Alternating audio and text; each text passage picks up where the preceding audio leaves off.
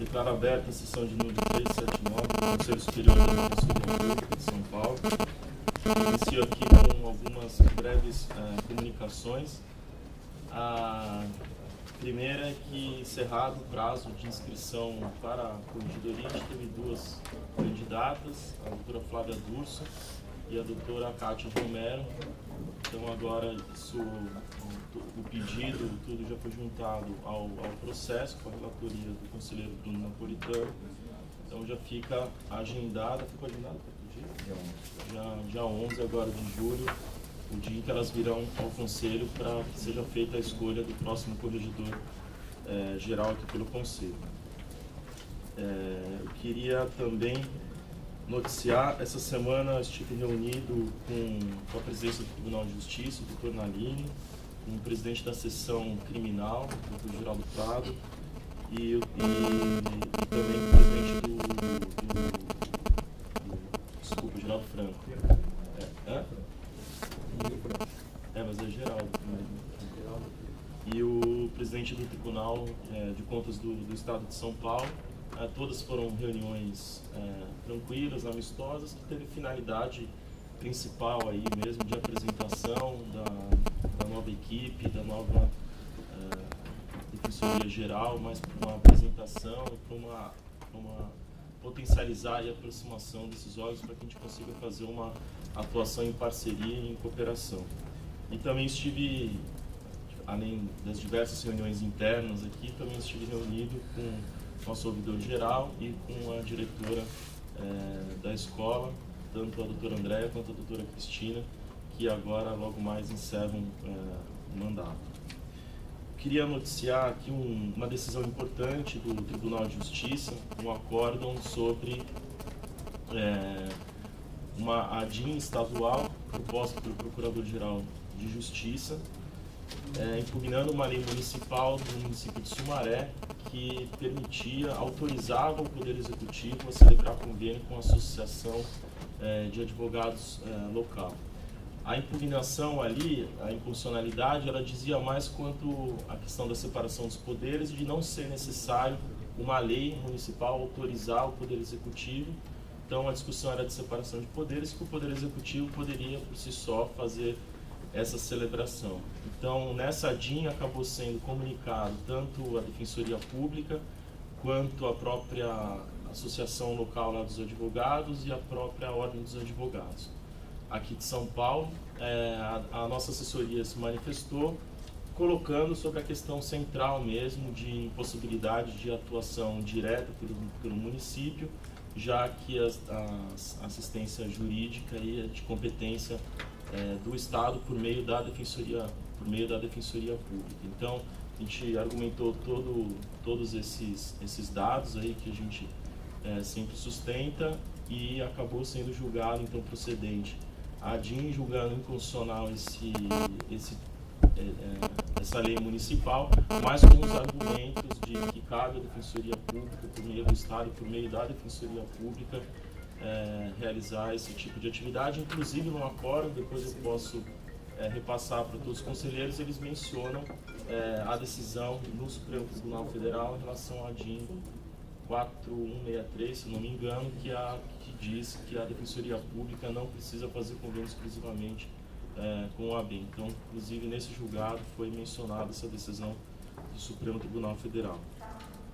Queria aqui mencionar e mais uma vez dar boas-vindas aos 55 oficiais que tomaram posse essa semana. A gente esteve presente lá a Defensoria Geral, a segunda, a terceira sub e diversos outros órgãos da administração e da própria da instituição como um todo, nesse curso que está sendo desenvolvido em parceria da IDEP e com o DRH para promover essa recepção dos novos servidores que chegam para contribuir para a Defensoria Pública. E por último, acho que são mais essas informações. Aí, por último, queria até colocar aqui, a gente vai fazer a apresentação hoje da proposta orçamentária, né? O Rafael Português, primeiro subdefensor, como coordenador aí do GPS, do Grupo de Planejamento Setorial, Ele vai fazer essa apresentação com o apoio do Félix, da CGA, que está aqui, a Paula, do Convênios, e a Meire e toda a equipe da CGA vai também aqui, o Davi também aqui contribuir que aliás, comunicar aqui, o Davi é o nosso, aqui colaborando com a gente, entrou na equipe, ele está ali, sentado ali, ele é novo integrante da primeira sub, ele veio, entrou no lugar substituindo a Tatiana, que saiu da Defensoria Pública, foi atuar no DEPEN, em Brasília, e ele entrou agora para contribuir para a nossa equipe. Então, a apresentação, acho que a gente podia seguir daqui após a comunicação da presidência, a comunicação da secretaria, abrir para o momento aberto. Estou vendo aqui que tem 3 pessoas inscritas. Entrar no momento dos conselheiros e aí, antes da gente entrar na pauta, fazer a apresentação da proposta orçamentária. Então, perguntar a comunicação da secretaria. Queria justificar a ausência dos conselheiros Bruno Miragaia e Augusto Guilherme. Informar que nessa semana foi encaminhado o pedido ofício ao servidor que está em processo administrativo disciplinar. O ofício foi encaminhado ao advogado, no qual está intimado e aguarda seu prazo de manifestação. Queria também informar que foi encaminhado ao e-mail dos conselheiros um memorando encaminhado pelo coordenador de responsabilidade para conhecimento, que é o Núcleo da Mulher. Antes de iniciar o momento aberto, eu já tinha parabenizado a Franciane pela vitória aí, à frente, que assumiu agora a presidência, e desejar boas-vindas. Essa é a primeira sessão que ela, já de experiência de conselho, já tem mais aqui, tem muito conselheiro somado aqui, mas como presidente da associação, é a primeira sessão dela como presidente, então desejar boas-vindas, ótimos trabalhos e que a gente consiga atuar conjuntamente, contribuindo aí para a Defensoria, que eu tenho certeza que vai acontecer. Então eu vou chamar o primeiro inscrito, a doutora Isadora Brandão, a Defensora Pública do DIF.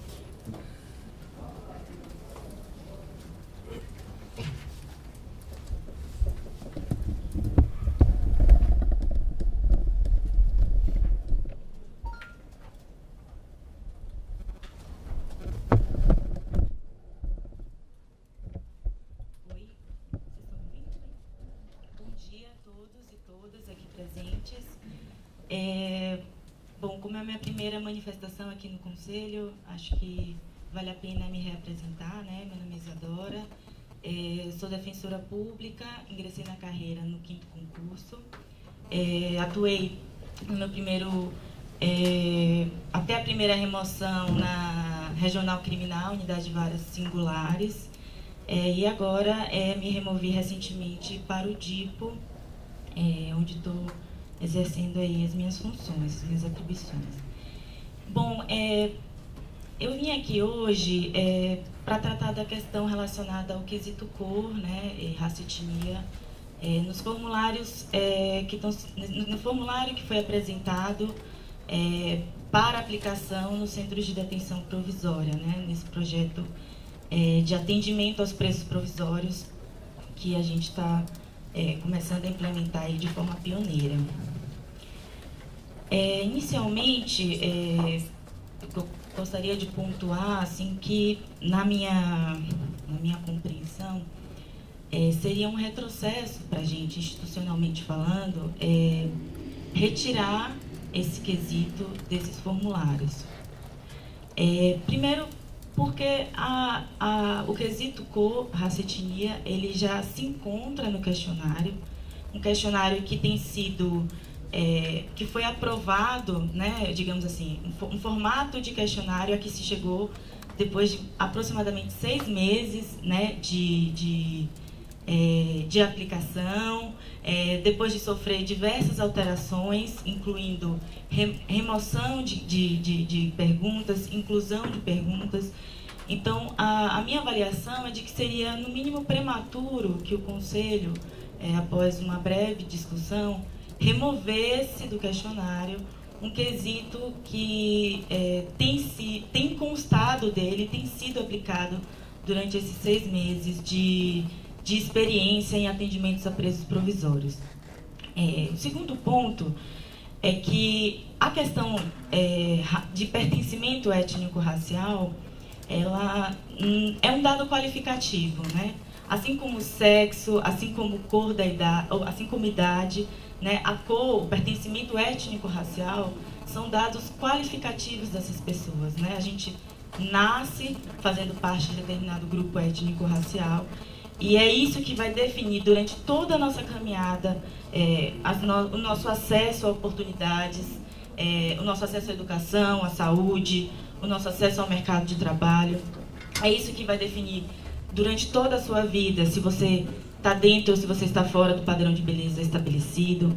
É isso que vai definir durante toda a sua vida se você é uma população vulnerável ou não ao sistema penal.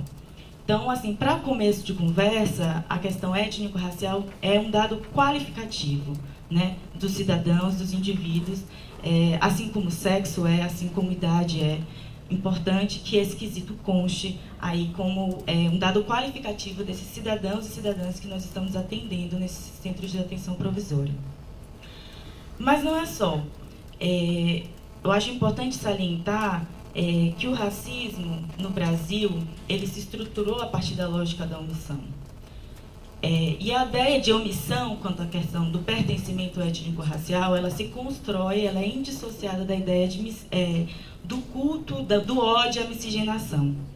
E a ideia de miscigenação, por sua vez, ela pressupõe a lógica do embranquecimento, né?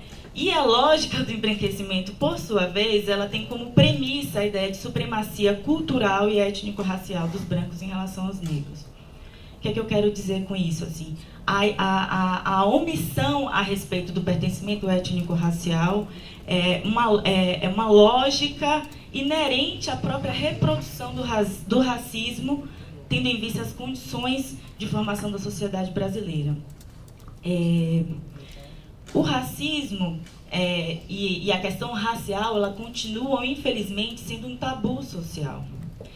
Em que pese todas as estatísticas e os indicadores nas áreas relacionadas à educação, ao mercado de trabalho, à saúde, apontarem inúmeras disparidades entre brancos e negros no acesso a esses bens, no acesso a esses serviços, no acesso às políticas públicas.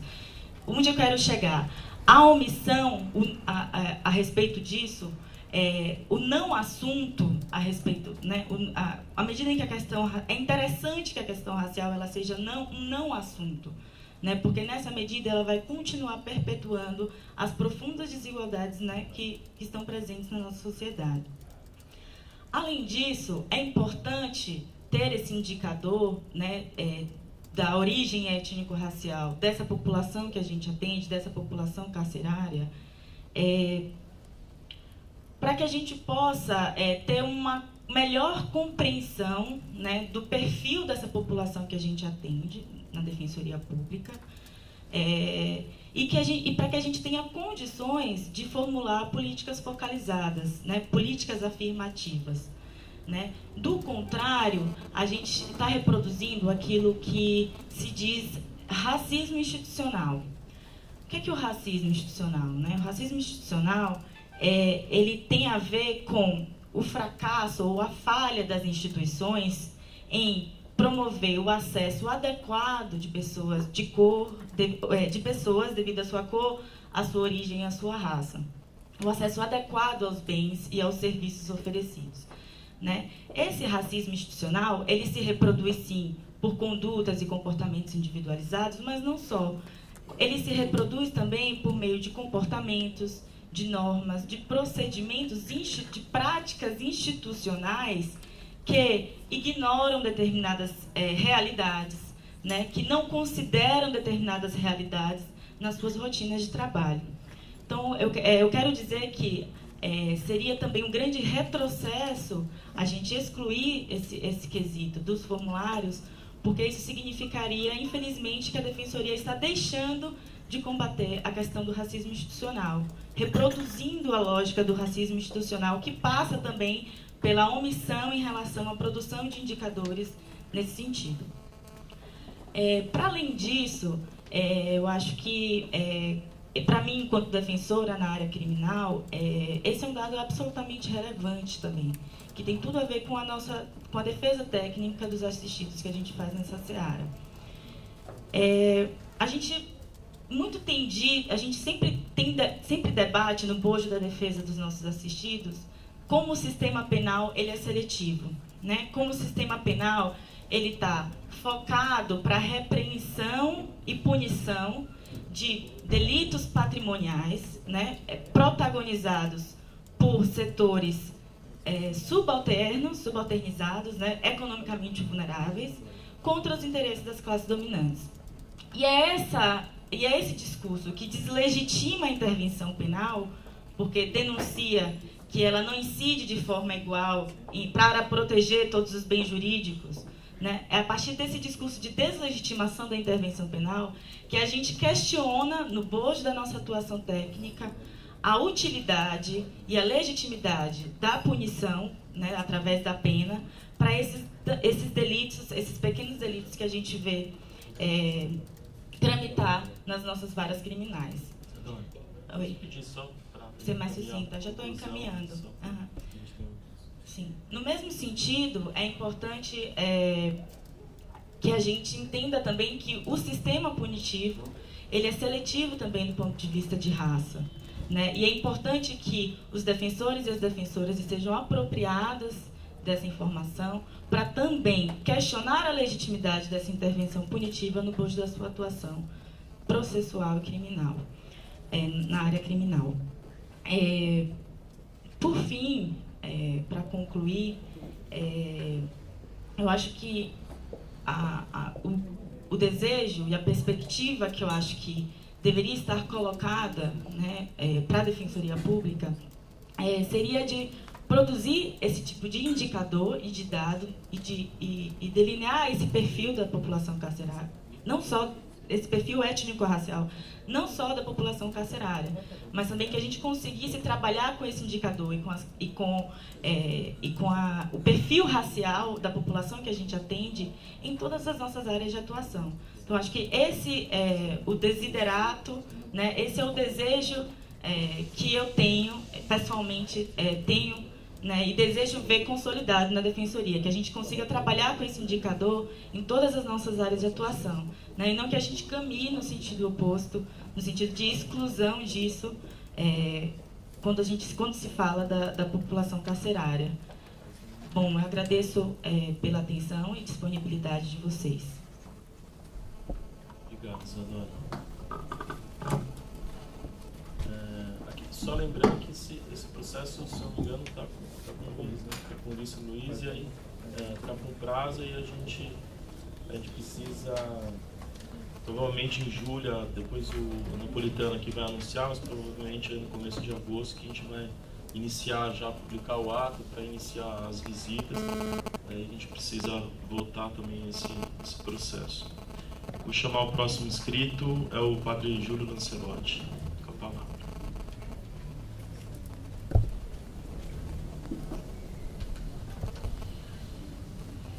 Rapidamente agradeço de estar aqui e ver se consigo falar duas coisas. Pedia que o Alderon me controlasse o tempo, porque senão passa.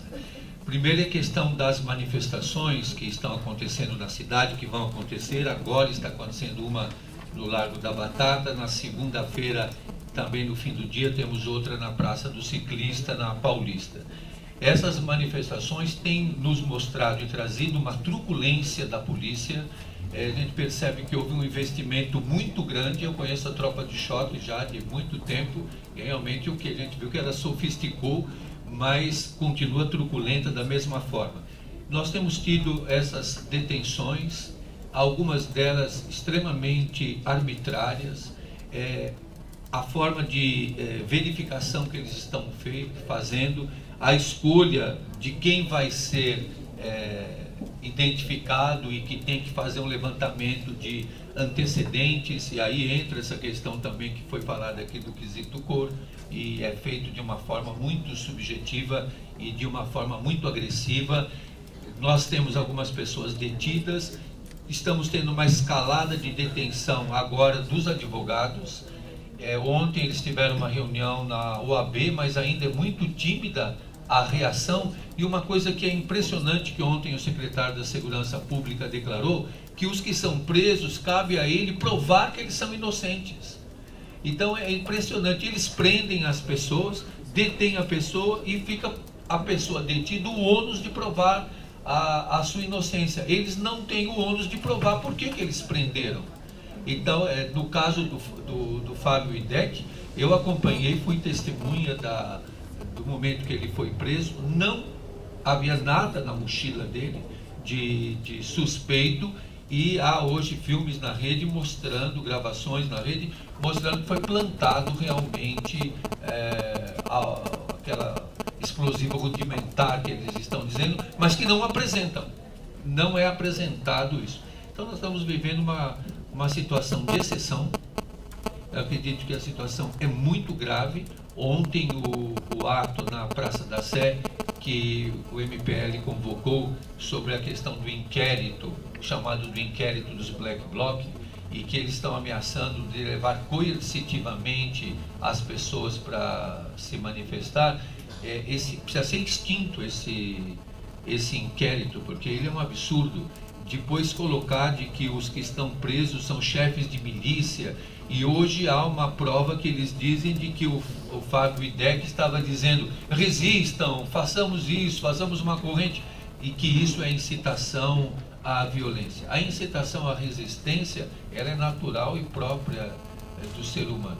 Então eu acredito que nessa questão das manifestações, a Defensoria há que ter uma postura mais clara, mais propositiva, e de aquilo que é próprio, de defender essas pessoas, porque o que está acontecendo, a segurança pública presume o perigo, presume que pode haver, então é uma presunção da culpa. Eles podem ser agressivos, eles podem causar algum dano ao patrimônio público ou privado.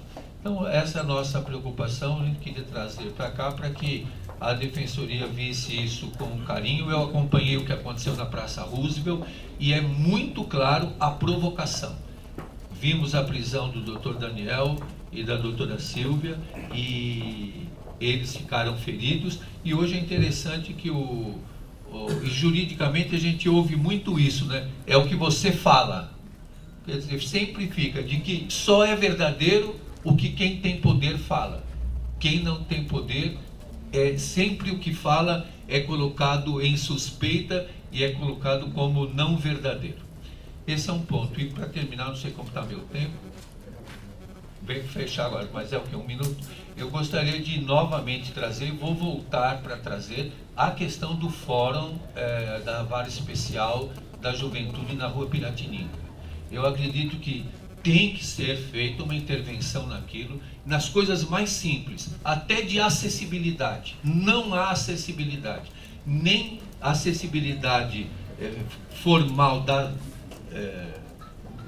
no mais comum, como acessibilidade em entender o que é aquele mundo. Uma das coisas que eu gostaria de colocar bem objetivamente é de que eu sou também do Centro de Defesa dos Direitos Humanos Padre Ezequiel Ramin, que mantém um convênio com a Defensoria Pública, e mantemos lá 3 advogados em convênio. Primeiro que esses convênios precisariam ser revistos, porque eles são escandalosos. Inclusive as entidades que mantêm esses convênios vão ser acionadas pelo Ministério do Trabalho e pelas delegacias do trabalho, pelo valor que é pago nesses convênios para exercer trabalho em convênio com a Defensoria.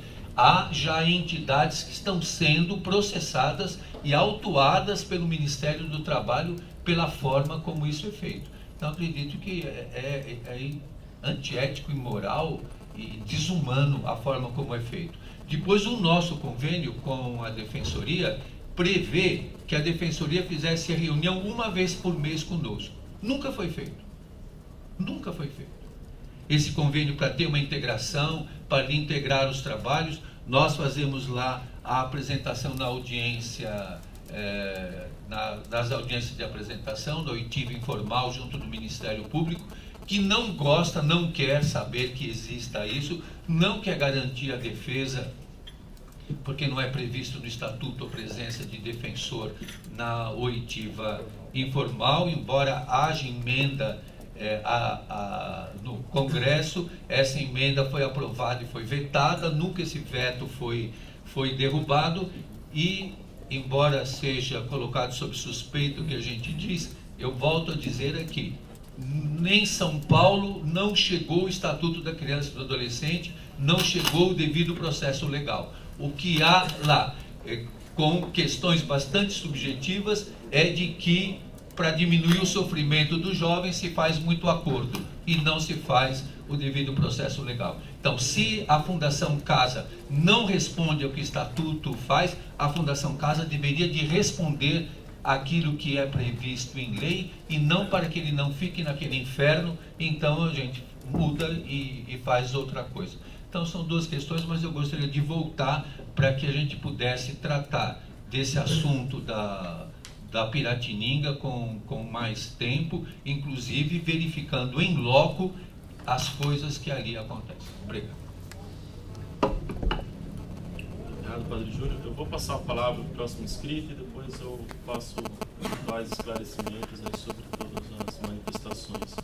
O próximo inscrito é o Pedro Aguirre, do Conselho Consultivo da ouvidoria.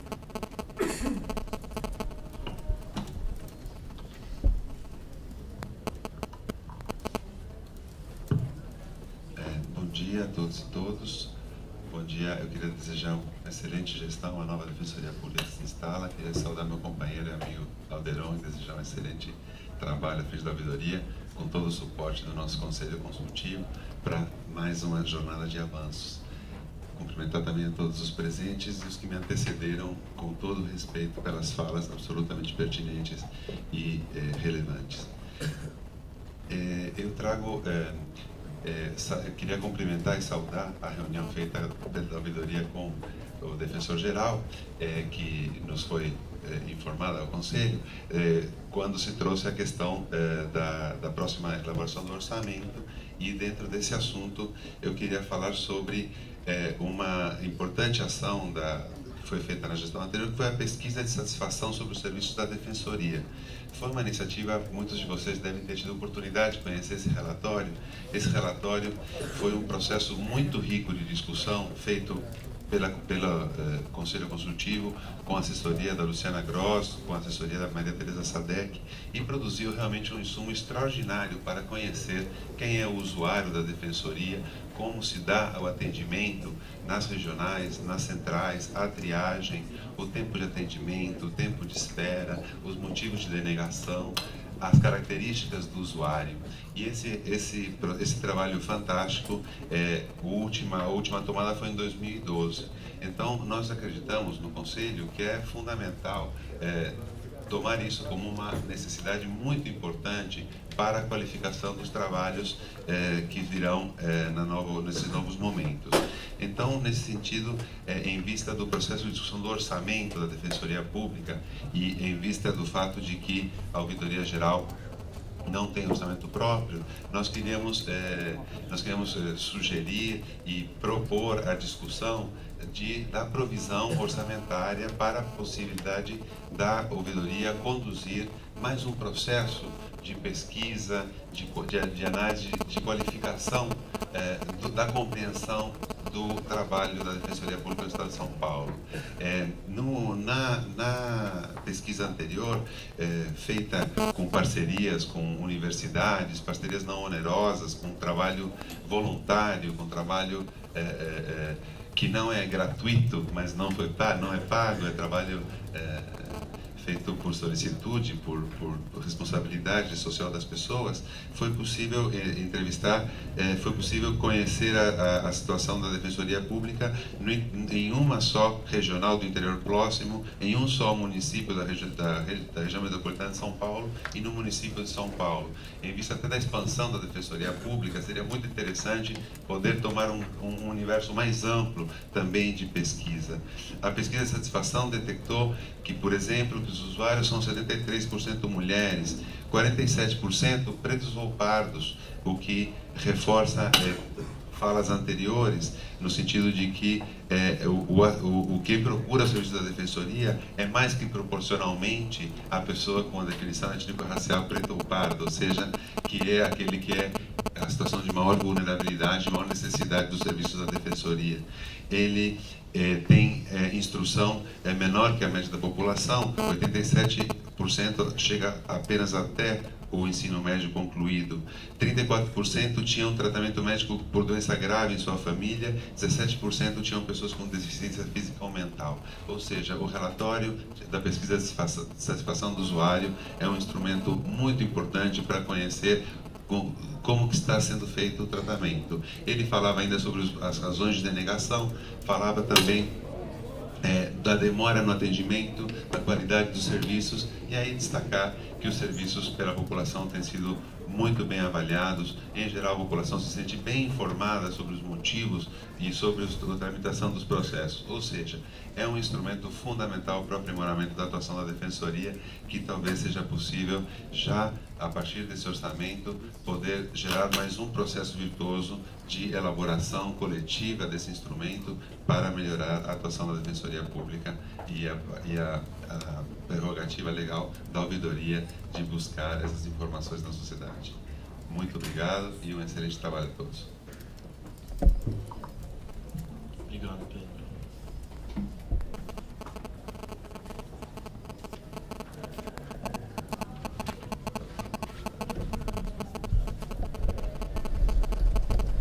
Não havendo mais inscritos, eu só vou fazer aqui algumas ponderações, alguns esclarecimentos sobre as falas realizadas. Em seguida, iniciar aqui para a manifestação dos conselheiros para assuntos diversos. Só em relação à fala do Padre Júlio, colocar que a Defensoria ela tem atuado, né, e aí foi até isso de forma articulada e junto com diversas entidades, aí, movimentos da sociedade civil, que a gente acabou criando a Comissão Especial de Atuação na Copa, que ela é coordenada pela primeira subdefensoria, o primeiro subdefensor da TI, que é o Dr. Rafael Português, juntamente com os demais núcleos da infância, direitos humanos, situação carcerária e de habitação, e com a participação de outros defensores. Então, a atuação ela tem sido em conjunto, né, principalmente com a ideia de que os movimentos e as entidades que organizem as manifestações tentem informar dentro do possível, com uma brevidade aí, que a gente pede às vezes de 24 a 48 horas, né, para que a Defensoria Pública possa estar atuando principalmente nesses eventos. E daí eu vou pedir até para o senhor, o Dr. Rafael também está aí, para que a gente possa ver aí o que a gente pode aperfeiçoar nessa atuação. Está pendente até para quando acabar o período da Copa, a elaboração de um relatório, né, de todas as atividades realizadas e que conta com a participação ativa aí da ouvidoria. O Alderon tem atuado diretamente também nessas atividades. Em relação ao fórum lá da infância, da Rua Piratininga, também dizer que a gente está encontrando algumas dificuldades, a própria Defensoria, a partir do momento que a gente criou uma sede própria e começou a atuar na sede própria que fica do lado oposto ali do fórum, a própria Defensoria aí está com um risco de perder a sala que a gente tinha naquele local. A gente fez uma reunião recente, que esteve presente a CGA, com a presença do nosso coordenador, o Dr. Félix, que também está aqui presente, com o segundo subdefensor, o Dr. Bruno. Foi feita uma reunião com o assessor do Tribunal de Justiça e ficou agendada agora uma reunião em loco para conhecer e ver quais são todas essas dificuldades aí que está impedindo que a Defensoria mantenha a sua própria sala lá no fórum. Então a própria Defensoria também está com risco de não ter uma sala de apoio. Então a gente está em contato direto com o Tribunal de Justiça e também sabemos aí, apesar de isso, claro, que não justificar, mas das dificuldades que o próprio Tribunal de Justiça está encontrando, porque a ampla obra que vai ser realizada no prédio, ela já está bastante encaminhada e o problema está sendo agora no Condefat autorização, porque o prédio é tombado, então eles estão encontrando também dificuldades no Condefat para autorização ali das reformas. Em relação ao convênio da Defensoria, desde já, independente da manifestação aqui nesse espaço, para que a gente desde já agende uma reunião, né, envolvendo a nossa assessoria de convênios, a doutora Paula também está aqui presente, para que a gente possa aperfeiçoar esse convênio existente e tentar identificar e melhorar eventuais falhas que existam nesse convênio. Em relação à fala do Pedro Aguirre, só colocar, ontem a gente fez uma reunião com o Alderon, também esteve presente, esqueci o nome do conselheiro. O Rodrigo Romero.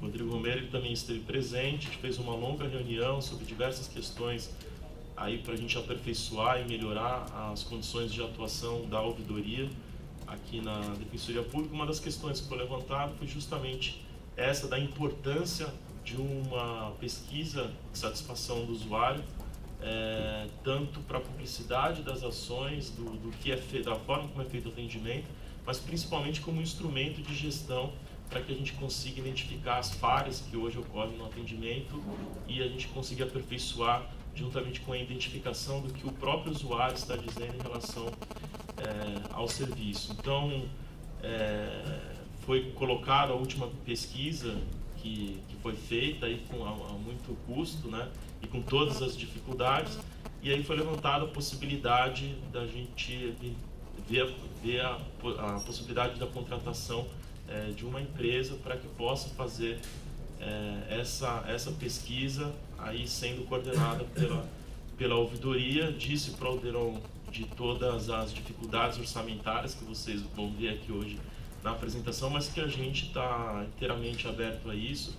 Pedi até para que a gente tentasse fazer uma breve pesquisa informal mesmo, de como, mais ou menos, aí até com a própria Maria Tereza Sadek, que foi quem coordenou a última pesquisa, ver com os principais institutos de pesquisa como seria, mais ou menos, aí em termos orçamentários, essa questão, para que a gente possa aí prever, já que a gente vai fazer a apresentação hoje do orçamento, ainda teremos mais 2 sessões para discutir o orçamento. Então, a intenção de fazer isso, tenho certeza que a gente tem todo o empenho aí de tentar colaborar para que a gente consiga profissionalizar esse tipo de trabalho na Defensoria Pública. Eu abro então a palavra aos conselheiros que queiram se manifestar sobre assuntos diversos.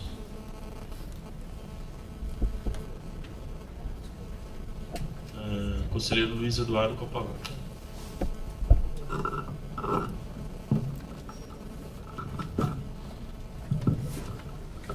Bom dia, senhor presidente, bom dia a todos. Eu vou tomar a palavra brevemente, para saudar a nova presidente da associação, Franciane, que durante muito tempo esteve no conselho, acho que ocupava uma cadeira aqui, desse lado de cá, no lugar do Pedro, né? E agora está do outro lado. É com muito prazer que eu nós recebemos a nova presidente da associação e aguardamos e nos vemos nela muitos dos pleitos que estão maturando na carreira. A nossa carreira amadurece, a associação amadurece junto, e acho que a sua participação aqui vai engrandecer muito o nosso trabalho, nossa participação. Eu presto um esclarecimento inicial com relação ao que foi falado no momento aberto, com relação ao processo que está em minha capítulo de vista meu. Ainda não conferi o voto, até porque não teve início a gestão dos relatórios, não se deu aquela primeira rodada dos relatórios. Eu tenho contato com os colegas para ver se eu tinha alguma impressão deles. Eu ainda não fiz isso, mas tão logo isso aporte, eu aviso com antecedência, até para que os movimentos possam comparecer aqui e não fiquem nessa de todo dia ter que mandar um representante. Logicamente que isso é aberto ao público, mas para deixar claro, o dia que for levar a votação, eu aviso com antecedência, para que as pessoas possam se planejar, se assim for do desejo. Não tenha que ter esse debate, pelo menos no primeiro momento, todos os dias, de forma um pouco repetitiva, mas deixando aberto, se quiser falar todos os dias, tudo bem, mas para que não haja prejuízo ao trabalho deles, nem de ninguém, eu avisarei com uma certa antecedência para que isso não aconteça de forma supetão. Obrigado. A palavra ao conselheiro Bruno Napolitano. Bom dia a todos e a todas. Gostaria também de saudar a presidência da APADEP pelo novo mandato que se inicia nessa oportunidade. Espero que consigamos aí ter um diálogo profícuo para poder avançar os diversos temas que envolvem o fortalecimento da Defensoria Pública. Eu queria fazer um relato breve a respeito de um assunto importante. O último Conselho Superior, o último mandato, aprovou a deliberação que regulamenta a atuação da Defensoria com os presos provisórios e fixou prazo de 30 dias para que essa atuação se iniciasse na capital e 60 dias para a região metropolitana e interior. É evidente que é uma medida que requer reuniões e um trabalho árduo por parte da administração, além de um diálogo adequado com os defensores que irão se envolver nessa atividade, especialmente porque, após o trabalho levado a efeito pela DAP, pelo Departamento de Apoio aos Presos Provisórios, que foi criado com essa finalidade, constatou-se que o número de defensores públicos necessários para a capital é um número extremamente elevado e que chega acima do número de defensores públicos que nós temos lotados na área criminal, exceto os defensores atuantes na vara de execuções criminais. Então esse trabalho está em andamento, a elaboração do ato que irá regulamentar a deliberação, que irá explicitar ainda mais a deliberação aprovada pelo último mandato do Conselho, está em fase final de elaboração.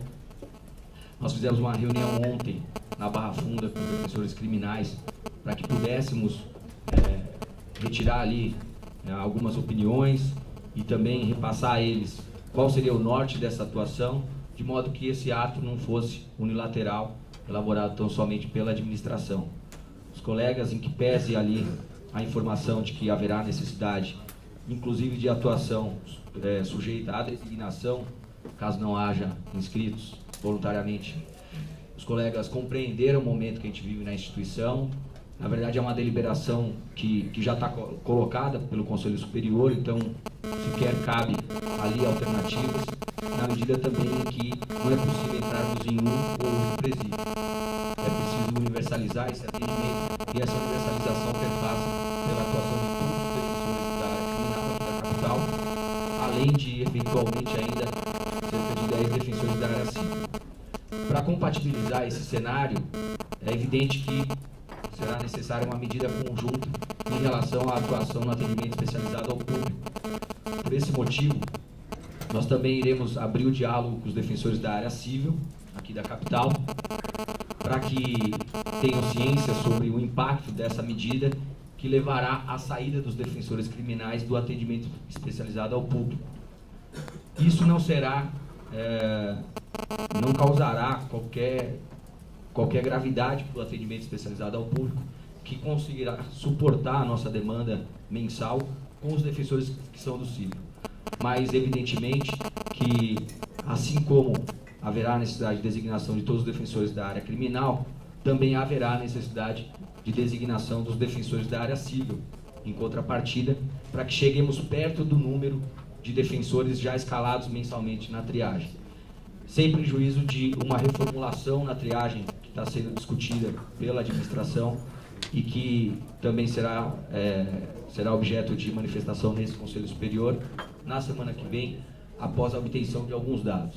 Ou seja, em resumo, a atuação da Defensoria em Presos Provisórios e também a intenção dessa administração em enfrentar assuntos relacionados à seara civil na capital, que reclamam uma reformulação um pouco mais profunda, seja do primeiro atendimento aqui da capital, seja do atendimento em polos ou em unidades que fazem esse segundo atendimento, tudo isso será objeto de uma reflexão conjunta para que, nesse momento, considerando-se o prazo que foi dado pelo Conselho para a atuação em presos provisórios na capital e a intenção da administração disso se efetivar a partir de 1º de agosto, até para cumprir a deliberação, nesse momento nós entendemos oportuno também dar um passo em relação à área civil. Então a segunda subdefensoria, a assessoria de qualidade e a assessoria civil está identificando ali possíveis transformações que sirvam também para otimizar e aperfeiçoar o serviço na área civil. Já que terá que haver essa designação, a gente também deve readequar ali a disposição de trabalho da triagem para poder não só sofrer com essa perda de defensores da área criminal, mas também viabilizar um atendimento até mais eficiente. Algumas medidas já foram discutidas com a assessoria de qualidade e realmente eu acredito que não só a gente não terá problema, como também a gente irá transformar sensivelmente um cenário que se apontou e que havia sido alertado pela própria associação no mandato anterior, que era o fato de você disponibilizar número de senhas, de 470 senhas dia, para uma triagem que gira em torno de 550 senhas. Então era evidente que a gente teria um acúmulo de demanda e o agendamento da triagem já está se alongando. Então o momento que a gente vive é proveitoso para a gente enfrentar também essa questão na área civil. Por isso eu peço aos defensores públicos, assim como pedi ontem aos defensores da área criminal, que todos estejam envolvidos com esse momento. Se é necessário, se o Conselho votou essa abertura para designação para essas atividades especificamente, triagem e presos provisórios, vamos utilizar desse momento para transformar a realidade e ter um atendimento de qualidade nesses dois campos de atuação do defensor público, que são ali nosso carro-chefe, né, o atendimento a presos provisórios e também aos usuários aqui da capital. A palavra a doutora Márcia Garuti. Bom, inicialmente quero parabenizar a colega Franciane pela assunção da presidência da nossa associação. Logicamente, os defensores associados sempre têm muita expectativa em relação, né, à entidade de classe. E, de minha parte, sou associada e tenho a expectativa de que a associação também tenha os olhos voltados para o defensor público, para o seu associado. Parabéns, Franciane, parabéns à vice-presidente, diretora administrativa,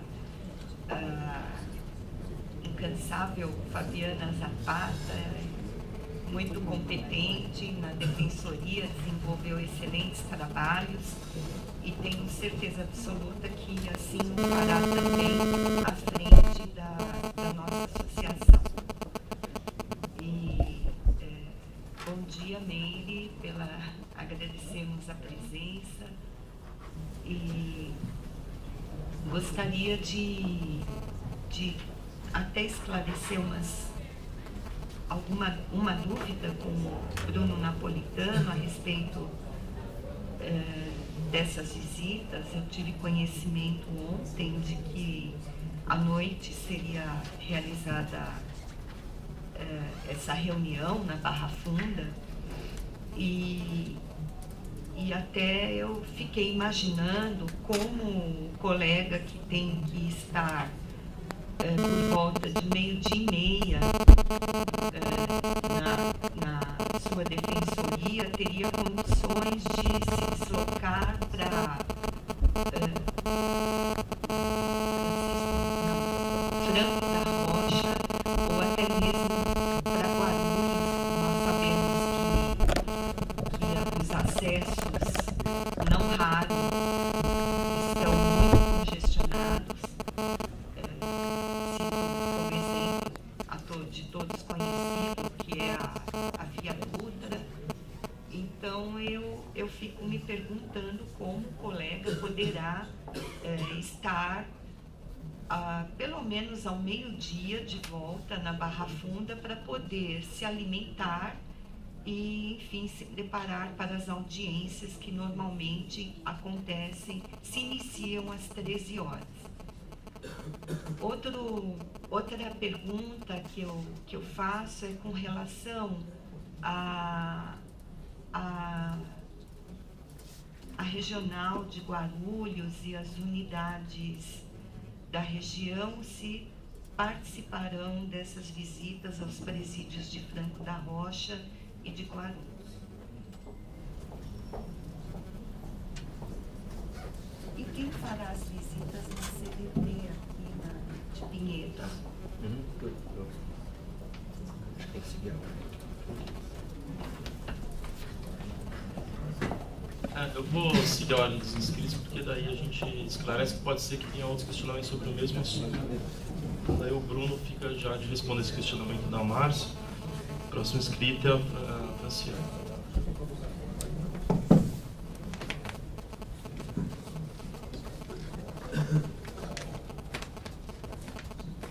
Bom dia a todos. Inicialmente eu queria dizer que é uma satisfação estar aqui de volta a esse conselho. Como o Rafael Vernaschi disse, acho que já é a quarta vez que integro esse conselho, então já realmente estou ficando bem experiente, mas dessa vez de uma maneira absolutamente diferente, que é na condição de presidente da nossa honrosa associação. Eu espero realmente, não só a mim, como a minha equipe, que tem trabalhado bastante, responder a todas as expectativas, Márcia e demais colegas, não só aqueles que estiveram aí à frente dos nossos votos, mas aqueles também que não estiveram, mas que têm a mesma expectativa, e colocar desde já a associação à disposição de todos para qualquer pleito. Nós temos aí um canal aberto todo o tempo, o celular da presidência, de maneira que esperamos que essa construção possa ser feita não só com os associados, mas com os órgãos superiores dessa instituição. E eu peço licença para fazer um breve relato aqui, trazer algumas questões que eu acho que eu estou chegando, então acho que é importante, rapidamente. Eu queria inicialmente falar a respeito de algumas questões, de duas questões internas, então dizer que essa nova gestão está agendando uma reunião com a antiga gestão, Rafael Português, para que conversemos a respeito da situação encontrada e aquilo que está planejado para a nova gestão. Teremos algumas modificações na questão financeira, um trato muito responsável, como vinha acontecendo com o dinheiro dos nossos associados, e tentando otimizar e racionalizar esse trabalho. Então, a primeira medida, essa semana já tivemos uma reunião com os advogados que estão à disposição dos associados, e conseguimos aí, em 3 meses, uma economia de R$ 9.000 para a associação. É dessa maneira que a gente pretende trabalhar com o nosso financeiro, revertendo isso para o benefício de todos, dando continuidade a essa gestão aí dos nossos colegas que estiveram à frente nos 2 últimos mandatos. Na questão administrativa, eu queria dizer que a associação vai abrir um fluxo de trabalho de maneira que as demandas que cheguem terão prazo para ser respondidas e o associado não se perca com as respostas, não fique demandando, olha, mandei há 1 mês, mandei há 2 meses, até agora isso não foi respondido. Muito em breve a nossa talentosa diretora administrativa vai trazer esse fluxo de trabalho aos associados, que eu acho que também é uma questão importante. No âmbito externo, estamos já pedindo aí uma reunião, aliás, estamos pedindo agora com o nosso defensor-geral e equipe, para que possamos conversar a respeito das demandas da associação, né, fazer essa transição agora com a Defensoria-Geral. Vamos também pedir uma reunião com a ANADEP, temos aí em mente da importância desse trabalho em Brasília. Todos sabemos como é fundamental essa nossa atuação em Brasília, porque temos a nossa DI, porque precisamos estar em contato com a ANADEP, e aqui em São Paulo por conta da nossa PEC. Então, pretendemos em breve agendar uma reunião com Vossa Excelência para discutirmos isso. E já trazendo a questão das demandas que vamos iniciar aqui a discussão no Conselho, é muito importante reforçar agora, já com essa nova gestão, a questão da OAB. Todos sabemos, já era uma pauta da antiga associação e vai continuar sendo, a questão da OAB diz respeito à nossa autonomia, à nossa independência, e, portanto, essa associação reforça o apoio aos nossos pleitos. É importante sempre estarmos à frente dessa discussão com a OAB, defendermos essa autonomia, e nesse ponto nos colocamos à disposição para fazer esses enfrentamentos que serão necessários, não só políticos como internos. E no âmbito interno, reforçamos aí que temos um escritório de advocacia à disposição dos associados, não só para atuar na OAB, como atuar judicialmente. Então, os colegas já devem ter conhecimento, isso é uma continuidade de um trabalho, mas reforçamos isso até porque renovamos agora esse contrato com esse escritório por mais 90 dias. Queria também noticiar que desde um pouquinho antes da nossa posse, que se deu agora na segunda-feira passada, já estivemos em contato com a Previcom, já tivemos algumas conversas, estamos agendando uma reunião, não podemos deixar de lado essa questão previdenciária que tem assolado muito os defensores, especialmente do 5º e do 6º concurso. Então, dizer que a associação já está à frente disso, já está entrando em contato. Em breve, conforme comprometemos em campanha, vamos fazer uma reunião, trazer um especialista na área, não só para fazer uma palestra, como para tirar as dúvidas dos associados. Portanto, a gente pede apenas aos associados um pouquinho de tempo para que possamos organizar isso. Isso é uma questão que realmente para o associado e para a associação é muito cara. Em relação aos pleitos que essa associação vai trazer, já trazendo nesse momento, vamos pedir aí, já temos um protocolo, a semana passada, o doutor Leonardo me parece que já fez um encaminhamento administrativo da questão da deliberação dos plantões judiciários, então essa gestão quer reiterar isso. Também a associação encampa o pedido de reconhecimento administrativo do subteto, que foi encampado pelo Dr. Rafael Português na antiga gestão,